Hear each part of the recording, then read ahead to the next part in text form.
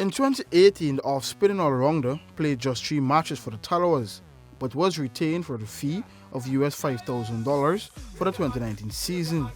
In those 3 outings, he got 2 wickets, but had a second-best economy rate for his team at 7.80. Missing 1 season in 2015, Jacobs has taken 17 wickets at an economy rate of 6.9 in 27 CPL matches. For Jacobs, this season gives him a chance to fulfill a lifelong dream of playing for the senior West Indies team. T20 cricket is here to stay, and there's no age limit when it comes to T20 cricket.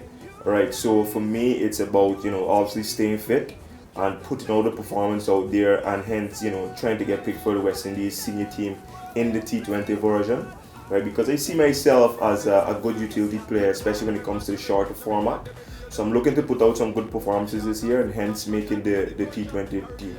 With the Universe boss Christopher Gale returning to his home franchise and the feed Andrew Russell in the squad, Authority backs the 2-time champions to go the full distance again. With those big names, we still have to put it together. Everyone needs to obviously play as a unit, and then we can turn that into good performances.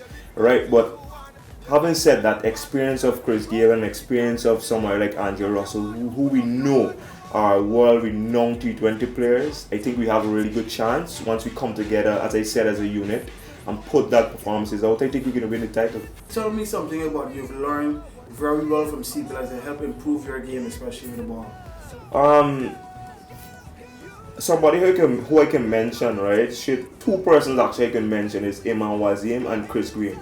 I've seen them all I saw Chris Green last year, but I've played with Imran last year for Jamaica Tallawahs, and I've watched him over a number of years playing in the CPL. The way how they go about, their work, and also, they're bowlers that bowl in the power play.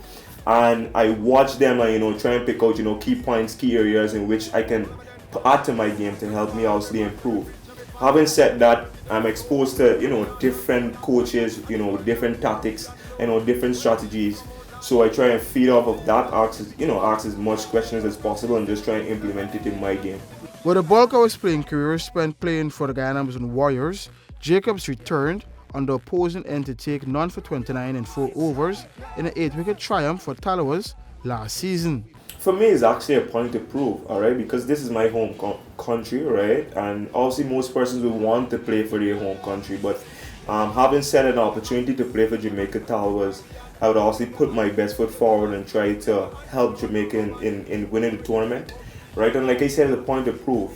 And from last year, having played at the stadium, all right, the players that played with me, right, they were up against me and really want to bash me, as per se, all right. But I took up that challenge and we actually won against the Warriors when we played them at the stadium, which was something good for me on a personal level, because as a player coming back and playing against your home country, you'd want to obviously prove them wrong, all right, in not selecting you, all right. So there's emotions, whenever I come out to play against Amazon Warriors, but I always try to put 110%, especially when I play against Warriors, because like I said, I want to prove them wrong.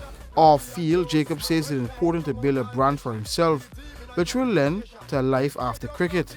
I just don't want it to be Stephen Jacobs, the cricketer. All right.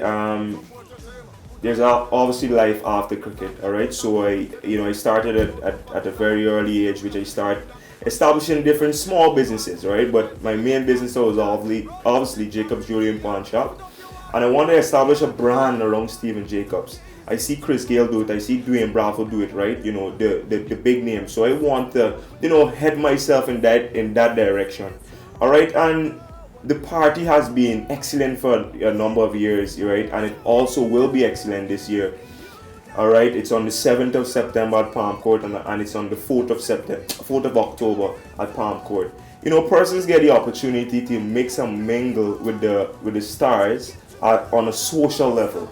Which most fans would obviously like. They come out, they get to see them, they get to take pictures and what's not. So that is something that I sat obviously playing over a number of years with the Warriors, and I was heading into Palm Court and seeing cricketers there in person. So I figured that I could actually take it on another level.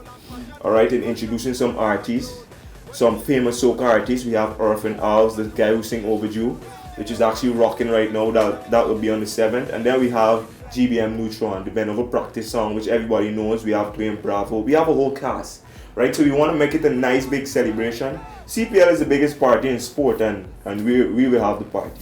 For the newsroom, Akim Green.